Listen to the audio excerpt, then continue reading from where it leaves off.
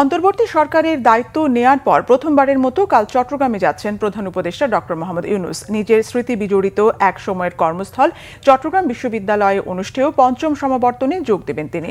চট্টগ্রামের জেলা প্রশাসক ফরিদা খানম জানিয়েছেন, প্রধান উপদেষ্টা সফর উপলক্ষে এরই মধ্যে সব ধরনের প্রস্তুতি সম্পন্ন হয়েছে। এবারের সমাবর্তনে চবির সাবেক শিক্ষক ও প্রধান উপদেষ্টা অধ্যাপক ডক্টর মোহাম্মদ ইউনূসকে সম্মানসূচক ডক্টর অব লিটারেচার ডিগ্রি দেওয়া হবে। সমাবর্তনে ৪২ জন পিএইচডি এবং ৩৩ জন এমফিল ডিগ্রি সহ মোট ২২,৫৮৬ জন শিক্ষার্থীকে স্নাতক ও স্নাতকোত্তর ডিগ্রি দেওয়া হবে। এর আগে বুধবার সকালে প্রথমে চট্টগ্রাম বন্দর পরিদর্শন করবেন প্রধান উপদেষ্টা। সেখানে তিনি নৌ পরিবহন, বন্দর কর্মকর্তা এবং বন্দর ব্যবহারকারী সংগঠনগুলোর সঙ্গে সভায় যোগ দেবেন। এরপর কালুরঘাটে রেল ও সড়ক সেতুর ভিত্তিপ্রস্তর স্থাপন করবেন। তবে ফলকে অতীতের রেওয়াজ ভেঙে ভিত্তিপ্রস্তর স্থাপনকারীর নাম থাকছে না।